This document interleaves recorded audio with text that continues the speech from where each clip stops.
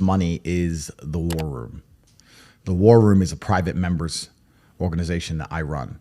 So when I first got this is interesting. When I got extremely wealthy, I wanted to know where I kind of felt like I'd gone to outer space expecting to see aliens, and I got there and there were none. No aliens. I was like, where is everybody?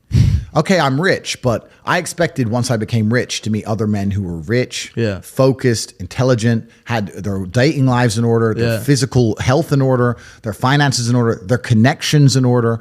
And I got to the top of the mountain and I looked around and realized nobody had it. Like, yeah, this guy's rich, but he's cucked by his wife and he's fat. This guy's rich, but he's controlled by the Matrix. This guy's rich, but he's dummy. He just made a bunch of money making music, rap. He's an idiot. This guy's rich. Like, and there was nobody who had it all.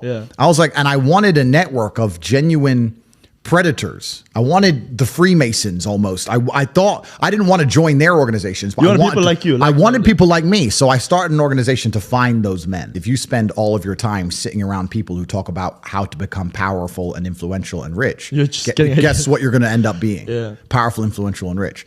So now I have the greatest network on the face of the planet. And when I say it's maybe the most money, it's not because of the membership fee. The membership fee is very low. It's cheap. It's because of the opportunities and connections inside of the War Room. And that's why I am ultra competitive, and that's why nobody will ever beat me. If you're an individual and you wake up and think, I want to make my life better, and you spend 8 hours reading a book, that's fine. When I wake up to maybe 25 messages from some of the most influential and rich people on the planet that you've never heard of, telling me, buy this now. This is an opportunity to make money on the Russian ruble. This is an opportunity to make money British here. Pound, This is an opportunity to make money on this land. This is what's going down in Iraq. Here we have an opportunity in Nairobi. And I'm sitting there going, okay, and I have got all this curated information and genuine opportunities in real time presented to me. And within 15 minutes, I've made a $5 million investment. You're on page 1. You're still reading your book. The introduction. You're still reading. You're still reading the introduction. And this is why, against people like me and my network and the other people inside the War Room, you will always lose. So the War Room's maybe the most money, but not because of membership fees or anything like that, because of the genuine connections and opportunities inside of the War Room. And we're just free minds. Anybody who listens to what I say and agrees with it and likes it should understand that you are the sum of the 5 people you spend the most time with. 100%. And if you know 100%. That, then you need to make sure you're not spending time with anybody you don't want to be. And if you learn and absorb and you're in the right place, then you can do fantastically well. So the War Room, I mean, with the War Room network now, I could never be broke ever again. I think the world would be a terrible place if everyone had a free mind. You do need the slave minds. I've heard you say that. As annoying as they are, you do need the slave minds. You do need the guy who believes that, working the gas station is important and he's good at it. You need him. It's good. You need these people. Yeah, but what if that guy just doesn't know any better, though? It's good. Or he's this is what we're talking about, good, fine. The world can't all be, mansions on the Palm in Dubai. They can't all be that. So successful is all about self-definition, which is what I was saying at the beginning. You have to decide who you want to be. And if you wanted to be Joe Schmo and you pull it off, then you'll be a pretty happy, content person. Decide who you want to be. I think the people who are miserable, it's the gap between their expectations and their reality. That's where the misery lies. My expectations were always enormously high. Even when I was a nobody, I knew I had to be filthy rich and a kickboxer, and I knew I had to be the kind of guy that people gave a shit. Were you happy at that point? I know, but I knew I'm basic things. At the age of 15, I knew that if I'm the kind of guy that if I raise my voice, people are going to care. I'm not going to be the guy who starts shouting and everyone thinks it's funny. I know I'm going to be the kind of guy who is genuinely a formidable opponent in all realms of human endeavor. I know I'm going to have money. I know I'm not going to take shit. Where did from that come from, though? But you can't just. Yeah, I know. I understand what you're saying, because my whole life I felt like there's always more. I know that there's more. But I think a lot of people have that. Of course. But the people who are miserable are the people who don't try hard enough to obtain it, because I actually believe, and this is another thing I'll say, I believe the universe is very giving. I think the universe and God himself is very giving. I've yet to meet somebody in all my years who is genuinely giving 100% of themselves day after day, doesn't snake anyone, firm handshake, look you in the eye, doesn't lie to nobody, and tries 100% who doesn't get what they want. I've never seen it. Every single person who doesn't have what they want, there's something in their story that doesn't quite add up. I've yet to see some guy have you ever seen a guy who eats right and trains his ass off and never misses a gym session ever not grow? Ever. No, never. Not ever. what? Not what? Grow. Not make ever. It's just, that's the way the universe works, right? So if you're truly about it and you're truly trying your absolute best, you're going to do it. And that's what I believe. I believe the universe is extremely giving. So when I meet somebody and they go, I really wanted this and I don't have it, I say, you didn't really want it. You're a liar. I don't understand, or I don't fathom the concept of fun. I don't wake up and think, what can I do for fun? I don't wake up and think, what is fun? I want fun. That never crosses my mind. I wake up and think, I have things to do. And if I don't have things to do, I'll find things to do. You can always do more work. There's no such thing as no work to do. After this podcast is done, you can release it. And you can make X amounts of clips. That's going to be done. And then you could watch it back and you could analyze every word you've ever said and you could find a way to say it differently. You could look at a dictionary and find new words and you could learn them and you can memorize them all. Then you could sit down and you could rehearse it and use those words and sentences to make sure you pronounce them correctly and you don't make any mistakes. Then you could always do more work from the same thing. The work is never ending. The money is never ending. So you have to find joy in your work. You have to find purpose at least. I don't know if I even find joy in my work because I'm stressed and annoyed. I'm furious all the time. What do you mean we've made $1.3 million today? It's a joke. Flip the computer. But you have to conquer the earth. And that's another thing about opportunities, right? Because you have to be positioned to take advantage of opportunities. Yeah. It's like in chess, they say good moves come from good positions. It's true. You can't find a good move from a terrible position, right? If you're sitting at home with no money, it's hard to invest in Bitcoin at $1. It doesn't matter what it goes to, right? You got to be in a good position to take advantage of things. So you've always got to be in a position where you have a good network, you have good information, you have some kind of liquid money, you have the ability to survive without that money, you can take a risk. Like it's hard to set yourself up. I'm in a position now where I'm in the NBA. I'm an NBA player. I can never go broke again. So it doesn't matter, right? Once you're in the NBA, I can throw $1 million at something. It doesn't matter if it works or not. So for me, it doesn't make a difference. And that's why it's so much easier. They always say the first million is the hardest, and they're completely right. Once you get to a certain point, you can gamble to a degree. Yeah. I don't want to sound, airy-fairy, but I truthfully believe that the universe is a giving place and that if you actually really want something, you can have it. How much you want is how much you're prepared to sacrifice. So if you want $500,000 a year, you can definitely make that. And that level of stress you'll absorb for that money and the amount of headache you'll go through, if that's the amount you're prepared to accept for a happy life, you'll have it. Do you think anyone can do that though? I think that you have to pre-decide, right? So even my level of wealth comes with enormous stress. Governments are after me. Like most people are not mentally prepared for the bullshit I go through. So the number one factor that's going to decide how successful you are as a person is your ability to absorb stress, your stress level. The better you are at dealing with stress, the more problems you can fix, the more money you're going to make. What I'm doing now at my stage of my life is buying power. So I thought I wanted to be rich. I didn't want to be rich. I wanted to be free. You're only free with power. And in the American political system, it's a perfect example of lobbyists and lobbying. Yeah. So they will lobby for things. They'll come along and say, I'll give you an example. Why are there no high-speed trains in America? America's huge and rich. High-speed trains would be fantastic for America, but the rail network is basically non-existent. The reason is because the oil companies lobby both political parties to make sure that they don't build trains, everyone drives. Long highways, it's good, sells a lot of gasoline. That's what they want. So once you get to a certain level of money, you realize you want political friends. So you're like, okay, I want this law, or I want this law to work this way. Or I just want someone I can call if this happens to me. And you just start giving a lot of money away, effectively. And you're trying to buy power, and that's the way it's always worked. That's what these huge corporations and companies do. Well, the thing is with reading a book is it's a reward without any risk. And this is why I think a lot of people are proponents of reading, and they say reading, because nothing can really go wrong besides wasting your time in life, of course, but they don't believe that. I am a much larger proponent of larger risks and larger rewards. If you want to learn about self-help, if you want to understand yourself and see what kind of man you really are and learn how to fight through adversity and learn how to get up when life's difficult and learn how to control your mind and learn how to struggle, then you can go to the boxing gym. And you can get your ass kicked. You do not need to read any books. You need to get in the gym, walk in there and say, I'm going to fight the best fighter here every single day and not quit until you can eventually beat him. But most people are not man enough for that. So instead they'll read a self-help book and they'll sit there and try and talk to me about mindset. I learned my mindset in battle. My mindset is 87 professional fights. My mindset was learned in the reality of the real world. I don't need to read a self-help book. I don't need to read about motivation or confidence. I've been in the cage smashing people's faces in. I don't need to learn any of that stuff. So I learned in reality, and reality is always going to be a better teacher than a book, because you're not learning when you read books. You're regurgitating. You may be reading, but I don't believe you're truly learning. My coach used to say, if it doesn't hurt, you didn't learn. And I think he's completely right. And it's the same with entire life. You see people make the same mistake over and over again until it eventually goes really wrong. And it's only then they'll change. Then they change. So absolutely. So I learned how to become self-disciplined and become self-motivated and work hard. And I learned how to face adversity and find strength within myself I didn't know I had, because people were trying to kill me inside of a cage. And you cannot replicate that by reading pages of a book. No. So it's a waste of time. There's a study I read about stress, and it was saying that stress, stress has a placebo effect attached to it because the placebo effect is extremely powerful. So they found some of the most stressed people in the world and they split them into 2 groups. And they're all equally stressed. They all have a bunch of cortisol in their blood. Yeah. The people who believed that stress was bad for you and that stress can hurt you, and they believed those media articles, were dying earlier. They were having heart attacks and having stress-related illnesses. The people who believed the opposite, who just said, stress is part of being successful. I like stress. When I feel stressed, I do my best. It makes me anxious. It turns my brain on. I like being stressed. Lived longer than average. Yeah. The point is, the same drug, how you look at it and how your body anticipates it, how you feel about it, affects the real world results. I don't think motivation is a real thing. I don't believe in motivation as a concept. I think discipline is real, and I also think discontentment is real. And I don't think it's possible for anybody to stay in a scenario where they're truly uncomfortable. If you fall asleep on your arm and your arm really starts to hurt, even in the deepest sleep, you're going to wake up and move your arm. If you sit there and your life has been in a rut for 7 years, you are semi-comfortable in that rut. Sure, there's days you're pissed off. Sure, you're semi-annoyed by it. But there's also days where you just play video games, eat pizza, and you're kind of cool with it and it's no big deal. If you were truly unhappy and uncomfortable and discontent with your scenario, you wouldn't be in it. So I don't believe there's anybody who's truly, when I was broke, I couldn't sleep.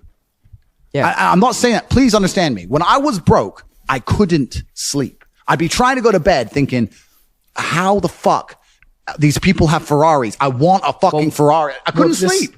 The people who are really genuinely upset by what I say are the kind of people who can't truly learn anything and become successful in life. Yeah. I obviously know what I'm talking about to some degree, right? So if Mike Tyson walks in here and tells you he's going to teach you how to box and says you can't fight, you're a pussy, if that upsets you, then you can't learn, right? It's Mike Tyson. Just shut up and listen. Yeah. If someone, Richard Me, comes along and says, Andrew, you don't know shit, you're a dumbass and you're a brokey, I'm going to sit there and go, okay, maybe I'm a brokey, Elon. Tell me something, right? I'll listen. But if you're going to sit there and go, don't call me names that I not listen, you're never going to get anywhere, right? You don't become the master unless you're very, very good at being a student. And I've always been very, very good at knowing when to shut up. My entire life, I've always woken up thinking or feeling like I had an enemy to fight against.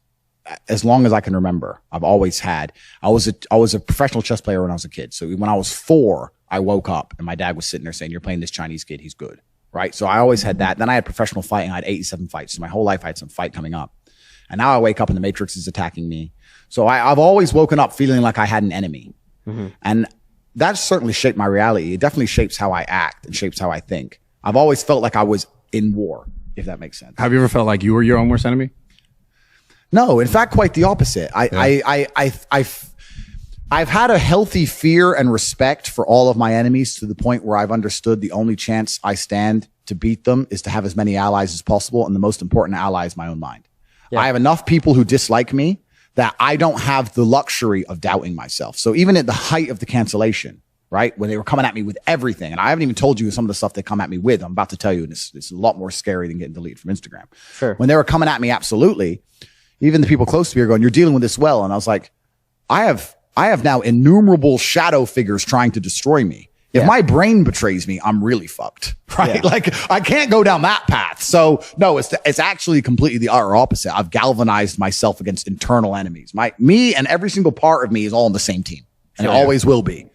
And I think that's because, like I said, my whole life I was battling against something and someone else. One of the most terrifying but also gratifying things of life as a man is that we're all born relatively valueless. I don't think women are born that way. A woman, if she's born, especially if she's attractive, has an innate value. People just want her no matter what. But as a man, if you're not an important man, nobody gives a fuck about you and they're never going to care. So you have to build yourself from the ground up. And that's scary for a lot of people, but it's also a massive opportunity. You can decide if you want to be a famous musician or a nice sensitive poet or a painter or a kickboxing world champion or a businessman. You get to decide on all the different characters in the video game. You can choose, who do I want to be? And then if you actually try, you can become it. Isn't that amazing? You can wake up and go, you know what? I want to be this kind of guy.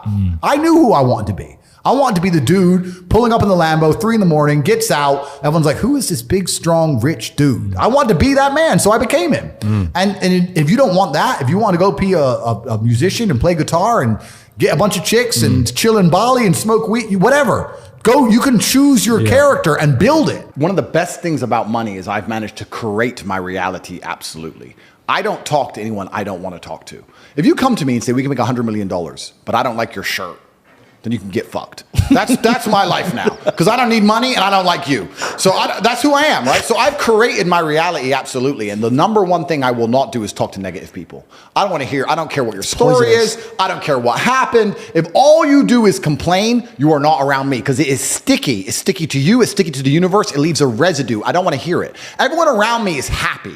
And not only happy, we're the kind of people, if we're in a trench and we're getting shelled, we're laughing. Yep. We're like, missed. That's who we are. Bro, they just hit me with the largest matrix attack on the planet. I should be destitute and disappeared. Here I am on your podcast. I just pulled up in a brand new sports car. I'm like a cockroach, and you drop the nuke to kill everyone. The cockroach crawls out with Top G on the back. It's all hilarious, bro. It's a joke. Human trafficking for TikTok. The whole thing's a joke, but here I survive. So you have to be that person. And even my brother and I in jail, sometimes we just look at each other. We'd be sitting there in jail, and sometimes we'd look at each other and just burst out laughing. Like, this is so ridiculous. But I don't have time for negative people. And especially when negative people come out with their sub stories, I guess I'm kind of fortunate that God has put me through so many difficult things. When people tell me their sub stories, I'm sitting there going, is that it? You're a fuck up because of that? You should have seen what I had to do. Like, so I don't even want to hear it. I'm uninterested in it. And you're right. You have to be careful who you're around, because you are the sum of the 5 people you spend the most time with. I knew a guy who wanted to be a musician. And I'd meet him and say, how are things going? He'd go, bro, nearly finished my song, gonna finish my album, and we're gonna make a lot of money. I was like, cool. 6 months later, I'd see him, how's things? Hey, bro, almost done with the album. I was like, it's been 6 months. An album. Yeah, but you don't understand. You gotta mix the track. It takes time. Mixing a track. Okay, we have computers, what, 10 minutes? Okay, two days. It's been 6 months, bro. Like, and I'd sit to him and say, it can't take this long. You're just smoking weed. You're not working. And he's like, no, you don't know. So I thought, okay, I'll make a track. So I made a song. I wrote some lyrics and hit a guy up, got a beat, got a mic. I know I'm not talented. Yeah. Talked, blah, blah, blah. I made a song in 2.5 hours. And I started releasing these songs I made in 2 hours. And it was just to spite that guy, just to teach him a lesson about how speed works. It's funny because obviously not because of my musical talents, but because of my influence everywhere else. I got millions of views on my videos. Yeah. So I beat him. Yeah. So like, how many views you got? Yeah. 0. And it's not because the songs are good, not because I think I'm a musical genius, but because I'm Tate. But yeah, they're like an hour, 2 hours. I threw them together, and it was just a lesson in speed to make sure that I wasn't making any mistakes. When he was telling me it genuinely took months, I knew he was wrong, but the only way you truly know is to do. So I was like, this has to be a lie. So I made a song in 2 hours. I made a video in 3 hours, and boom, boom. From 9 a.m. till 1 p.m., bang, millions of views, done. And he's still talking about his album. He's probably still talking about it today. probably doesn't even exist. Comes out tomorrow. Yeah, be ready. It's coming. Yeah. Look, everyone loves passive money, right? I make money as I sleep. Yep. I get it. You need to de-link your time to your money, because if you're only working for money, you run out of time, you can't make enough money. I understand all those principles. My point is, if you have no money, and you're coming to me saying, I want to make passive income, why are you not making active income? Get up off your ass and work first. Because there's no such thing as completely, truly 100% passive. You're going to have to check on it. You're going to have to maintain it. You're going to have to find a new tenant for that property. You're going to have to make sure that DeFi crypto farm you're in doesn't go to zero. It's not a rug pull. Yeah. You're always going to have to keep an eye on it, right? But the idea that people with no money are already so concerned with making money without work is amazing to me. You should be worried about active income.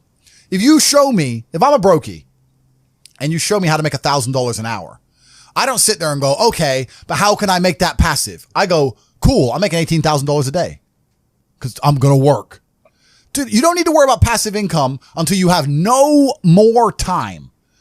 I look at passive income because I have 18 hours a day I work. When all 18 of those hours are done and my workload still isn't finished, I have to find a way to make some of those income streams passive, either via staff or whatever else. Yep. And that's how I work smart. I use all of my time, and when all my time is done, now I have to become more efficient so that I can get more done within the same time frame. To sit there and say, I don't want to use my time, so I want passive income is dumb shit. The 16-year-old making 45 grand a month, if he was to sit to me and go, I don't want to make the TikToks, I want someone else to do it, make it passive, that he wouldn't be making any money. He's just working. You have to just work. Some point you have to bite the bullet and just work. So when someone comes to me talking about passive income and they're a brokey, I'm like, you are just lazy. You are lazy. You will never get anywhere. Lazy people never get anywhere in life. Doesn't matter what it is. Doesn't matter if it's tennis or money. If you're lazy, you're never going to get there. I feel uncomfortable with a lot of money in my bank. So that's another thing. Like, I'm now at the point where I don't really carry money at all. I don't have any way of paying for things because anytime I'm anywhere, I'm with like my PA or my security team, whatever. So it's almost weird how quickly you get used to like walking in somewhere, eating, and just walking out. I don't pay, and someone else sits and pays for me. Sorts it. So, yeah, so it's weird. I don't pay for anything. I don't have any money. I don't have any of that stuff anymore because that sounds like true freedom, though. You don't have to worry about the money at all. I don't look at the price of anything. I don't look at the price of anything. If a new car launches and I want it, I just say, give me this and sort it. Yeah, literally, give me one. What options? All of them. Just tick every box, buy. And cars turn up at the house that I've forgotten I've bought. And when did you reach that level of wealth? Was it within the last couple of years, or were you at that stage beforehand? I was always fairly well off, but in the last, I'd say 3 years, I got to a point where money is truly not real. Money has no value whatsoever for me anymore. So if I want something, I'll just buy it. What do? Starting from scratch, you're in London, you got nothing, you got no contacts, you're not in your war room, and you need to make £10,000. I've never done it before. However, you'd have to start with selling something. Yeah. You'd have to start with becoming the middleman of something, and you have to start by taking a commission. That's the first thing you could do. Like the London dropped in the middle of zero and doing it physically, I'm not sure. I think no matter where I was dropped, I would turn to the internet, no matter what. Okay. I think that because the internet's just a global marketplace, it's just so much better. I'd find somebody with, okay, so let's say I had nothing, right? I'd find somebody with star power, like you, for example. And I'd come along, I'd drop you an email and say, listen, I want to put something together. I believe I can help you sell more. I am hoping if I show you I can sell more, you'll give me X amount of commission, X amount percent. I understand you have star power. You have something I don't have. You can talk in front of a camera. You can attract people. You can entertain people. What are you currently selling? You're selling this. Okay, if I bring X amount of 1,000 people, will I be able to get this percent? That's what I would do. I think that if I didn't have the ability to sit on a camera and entertain, I would find somebody who does, and I would be the blood and guts beneath the show business. Interesting. And that's the easiest way to get rich in the world today. So you'd find someone that's got an existing product or service. Correct. And then you would help them sell it and promote it. Absolutely and utterly. That's the easiest way to get rich today, especially because commission only, nobody's afraid of saying yes to. What's made me the most